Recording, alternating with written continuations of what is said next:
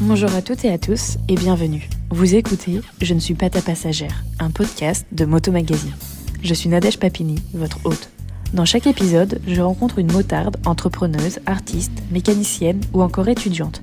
Ensemble, on parle de son parcours, de sa personnalité et j'espère que cela vous donnera envie d'en savoir plus sur ce qu'elle a fait, mais aussi qu'elle vous inspirera et changera les idées reçues sur les motardes. Bonne écoute! Dans cet épisode, je vous laisse découvrir le parcours d'Amandine Jacquet, connue aussi sous le nom de Aries Biker sur Instagram. De sa peur de la moto à la création de son blog Petite mais motarde, elle s'est confiée sur sa passion du deux roues. Bonne écoute. Moi, c'est Amandine Jacquet, j'ai 30 ans, je vis en Bourgogne et je suis community manager indépendante. Ok. Depuis quand tu fais de la moto ? Alors, j'ai passé le permis il y a 4 ans. Ouais, c'est ça. Là, au mois de mars, ça fait 4 ans que j'ai eu le plateau, donc avril, ça fera 4 ans que j'aurai le permis. 4 ans, 2022, donc 2018. Ouais, voilà, c'est ça. Peu de temps après, t'as créé ton compte Instagram, si je me souviens bien. Oui, j'ai eu le permis au mois d'avril et du coup, j'ai lancé le compte au mois d'août. Est-ce que tu peux m'expliquer pourquoi tu as créé ce compte Instagram ? Au départ, c'était pas du tout prévu. J'ai vu une nana qui avait un compte Instagram sur la moto et je me suis dit, ça pourrait être intéressant. Étant donné que mon conjoint n'est pas motard du tout, je me suis dit que ça pourrait être intéressant de pouvoir échanger avec d'autres motards et motardes sans barrière parce que du coup, je ne pouvais pas du tout parler de moto à la maison, en fait, finalement. Et c'est super parce que il y a une communauté juste énorme. On peut en discuter librement sans aucun souci. T'as combien d'abonnés maintenant ? Précisément, je ne sais pas trop. Je vais avoir 4700, quelque chose comme ça. 4700 abonnés. Bien. Oui, c'est très bien. Ça n'a pas été fait dans ce but-là du tout au départ. Mon but, c'est pas de devenir influenceuse du tout. Je veux que ça reste un plaisir avant tout. Et du coup, on a des échanges hyper intéressants avec les abonnés et c'est ça que j'adore en fait. Et je regrette pas du tout d'avoir créé le compte Instagram du coup. Tu disais que ton conjoint actuel, il fait pas de moto.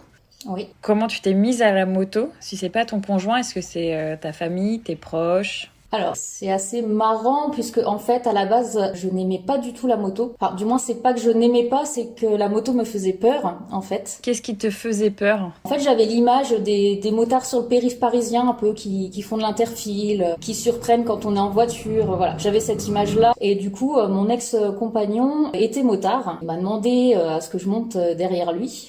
J'ai refusé plusieurs fois. Jusqu'au jour où je me suis laissée tenter, j'ai dit bon, on va faire une petite balade, t'y vas tranquillement. Puis en fait, à partir de cette balade, j'ai adoré et du coup, j'ai voulu absolument passer le permis derrière. Donc en 2018. 2 ans après, t'as créé ton blog. Ouais, c'est ça. Petite mais motarde. Petite parce que tu fais 1 mètre combien ? Alors je fais 1m57. Il y a des filles plus petites encore sur le blog, mais... Et tu roules sur quoi du coup ?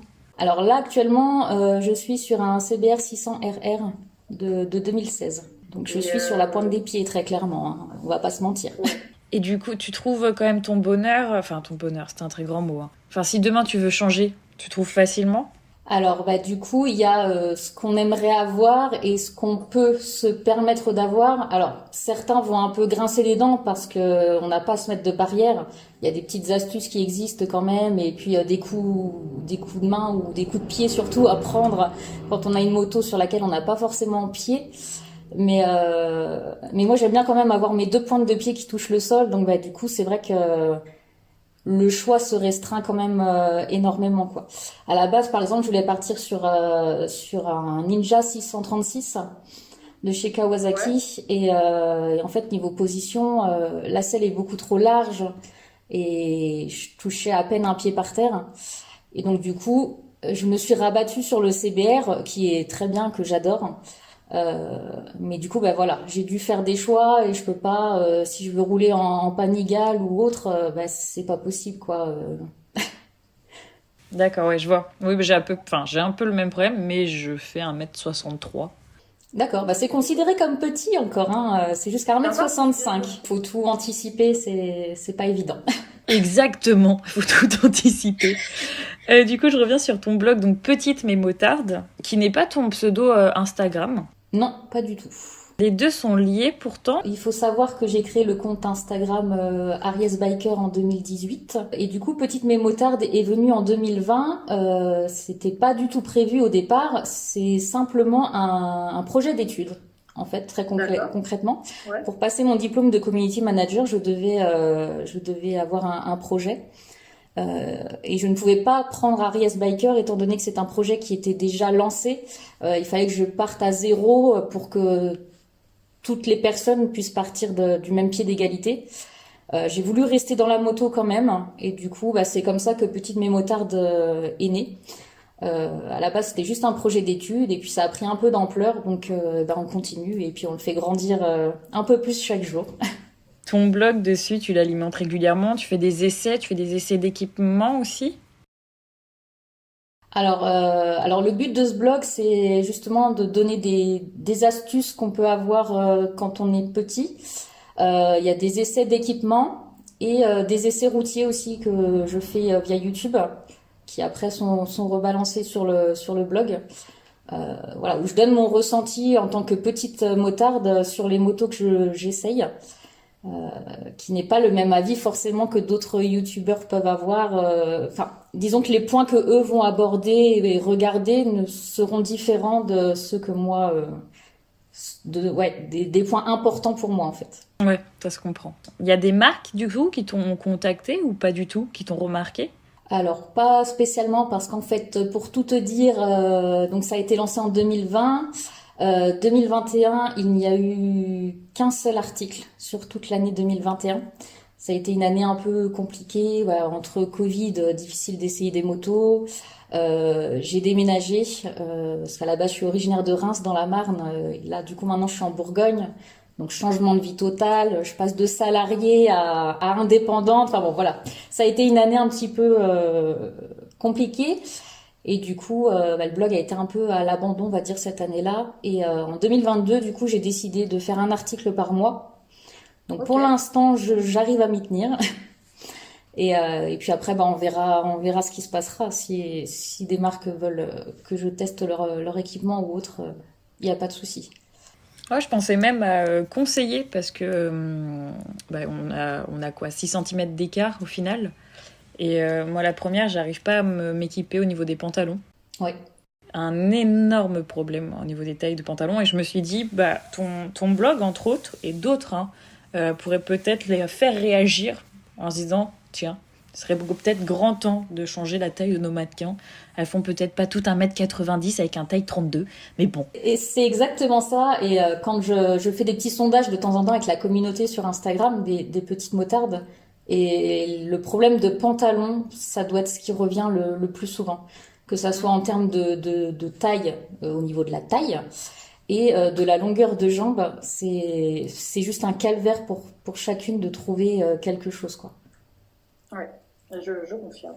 Donc ça pourrait être pas mal. Alors j'ai eu quelques contacts de marques qui voudraient se lancer, de nouvelles marques justement dédiées à ça. Je ne sais pas où ça en est pour le moment, mais peut-être que du coup ça verra le jour à un moment donné. Des motards se sont penchés sur le sujet en tout cas. Bah, heureusement, tant mieux. Voilà. Je me disais, tes proches, ils l'ont perçu comment quand tu t'es mise à la moto, vu que toi t'en avais peur? Est-ce que tes proches, ta famille, c'était le cas? Alors il faut savoir que dans ma famille personne n'est motard non plus. Donc j'ai commencé à passer le permis un peu en cachette. Malgré le fait que j'ai 30 ans, voilà, c'était en 2018, donc bon, j'avais plus de comptes à rendre, mais j'avais peur de leur réaction parce que ben, eux sont toujours dans la peur de la moto, c'est quelque chose de dangereux, donc c'est un peu compliqué. Euh, à l'heure actuelle, quand je pars en balade, je ne leur dis pas et tout va pour le mieux dans le meilleur des mondes. Voilà, ils préfèrent ne pas savoir quand je sors la moto plutôt que de stresser en attendant que j'envoie un message pour dire que je suis bien rentrée, quoi. Et ton conjoint actuel, il veut pas se mettre à la moto? Alors, il voudrait, mais du coup, pour le moment, il adore les voitures. Donc, Ok, il est ouais. plutôt dans les voitures de collection. Et puis, bah, du coup, faut faire un choix pour l'instant entre voiture de collection et passer le permis moto. On va pas se mentir, c'est un budget quand même au départ, hein, entre le permis moto, l'équipement acheté, la moto. C'est quand même un budget, donc c'est prévu, mais c'est pas dans les priorités actuellement. Ok. T'as eu combien de motos au total? Alors du coup, pour mon A2, donc pendant mes 2 premières années, j'ai eu un Ninja 300, petite sportive, très bien. C'est un vrai vélo que je recommande justement pour les petites motardes. Là, du coup, j'ai mon CBR depuis 2 ans, du coup. Et là, je viens de le vendre. Et je vais chercher la nouvelle moto ce week-end. Et ça va être quoi? Alors, c'est complètement différent. Là, je pars sur un Roadster. C'est un CB 650R. Je veux quelque chose qui soit vraiment à ma taille, que Elle est je quand n'ai même, enfin, pour pas. l'avoir essayé, elle est un peu large de selle, non? Alors, elle est un peu large, mais là, du coup, je me suis racheté des chaussures avec des petits talons. Je l'ai fait rabaisser pour être sûre d'être bien dessus. Je recherche un roadster pour la maniabilité, c'est beaucoup plus léger. Parce qu'on va pas se mentir, le CBR, c'est quand même un tank à manœuvrer à l'arrêt quand on a un petit gabarit. Donc c'est pas évident. Donc là, voilà, je vais repartir sur quelque chose de plus facile, on va dire, à manier, quoi. T'as déjà eu des chutes à moto suite à ta taille? Je suis tombée 2 fois. Donc les 2 fois, c'est l'année dernière. Tous Ok. les- Alors la première fois, c'est une chute assez bête. J'ai voulu faire demi-tour dans une rue légèrement en pente. J'ai voulu manœuvrer en restant sur la moto pour faire demi-tour dans la rue. Et au moment de repartir, en fait, j'ai calé. Et vu que je suis sur la pointe des pieds, la moto qui cale, ça fait un à-coup. Et ben voilà, je tombe, je peux pas la rattraper, c'est impossible. Donc chute vraiment bête.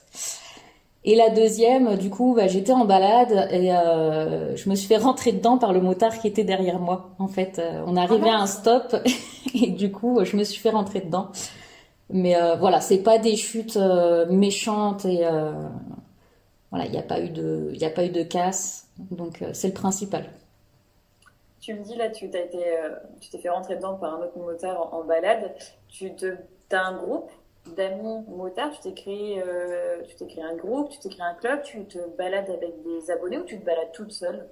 Quand j'étais sur Reims, on se baladait avec plusieurs personnes. Je suis pas quelqu'un qui est très très fermé par rapport à un groupe ou autre. Je peux aussi bien me balader toute seule. D'ailleurs, très clairement, c'est ce que je fais la plupart du temps. Après, quand on est plusieurs, il y a aucun souci, mais j'ai un peu de souci, justement avec cet effet de groupe qui, du coup, on est un peu moins sur ses gardes. Enfin, je trouve qu'il y a une ambiance qui est complètement différente et c'est ça qui amène aux erreurs et aux petites chutes en général. Et là, du coup, depuis que je suis en Bourgogne, j'ai pas réellement fait de la connaissance de personnes, mais j'espère que ça va venir avec le temps. C'est vrai que là, entre le Covid effectivement et puis mon travail, ça fait un an que je me suis lancée à mon compte. Voilà, il y a des priorités forcément. T'as eu beaucoup d'heures de conduite en moto? Alors oui, j'ai fait 50 heures de plateau. Ok, c'est pas une honte. Non, non, je l'assume parce que j'ai galéré, on va pas se mentir.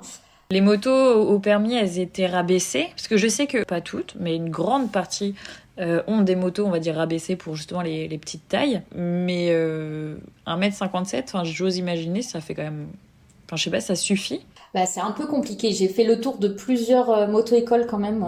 D'ailleurs, c'est ce que je conseille sur mon blog au petit gabarit, c'est de faire le tour de plusieurs moto-écoles, de monter sur les motos pour qu'on soit à l'aise. Là, la moto que j'avais était rabaissée, mais c'était pas encore suffisant en fait. Donc du coup, alors je peux pas dire que ça soit ça qui ait fait que j'ai galéré. Faut savoir que je suis jamais montée sur un 2 roues de ma vie avant de me lancer dans mon permis moto.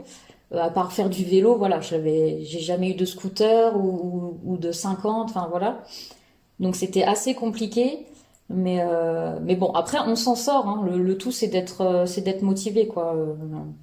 Après forcément ça reste un budget de faire 50 heures, mais je ne suis pas un cas isolé, donc voilà.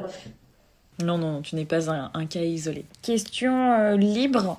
En admettant que ce podcast est une lettre ouverte, qu'aimerais-tu rajouter? Alors, je dirais que pour toutes les petites motardes surtout, ou petits motards d'ailleurs, parce qu'il y en a quand même beaucoup qui Il y a commencent aussi à les hommes. interagir. Et bah du coup, alors il y a beaucoup de personnes qui souhaitent passer le permis moto, mais qui n'osent pas ou qui ont peur parce que bah, justement ils ont une taille qu'ils jugent trop petite pour monter sur une moto. Et en fait, je pense qu'il faut pas se mettre de barrière, il faut vraiment bah, faire ce qu'on souhaite dans la vie. Ça va être compliqué. Voilà, j'ai fait 50 heures, ça a été compliqué. Il y a des fois j'ai voulu abandonner, mais quand on le veut vraiment, on le peut. Et après, bah, il suffit juste d'avoir des petites astuces, anticiper tous ces arrêts. Et puis après, c'est que du bonheur, quoi. Mais il faut se lancer et ne pas se mettre des barrières. Bon, je parle de la taille, mais ça peut être autre chose qui bloque. Mais il ne faut pas se mettre de barrières. Certains attendent 50 ans pour passer le permis moto. Et une fois qu'ils l'ont passé, ils sont hyper contents et limite ils regrettent de pas l'avoir fait plus tôt, quoi. Donc si vraiment les personnes veulent passer le permis moto, il faut se lancer, quoi. Bah écoute, merci sur ces jolies paroles.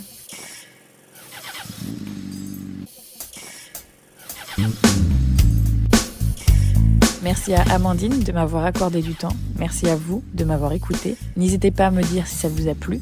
D'ici le prochain épisode, retrouvez le reste de l'équipe sur la chaîne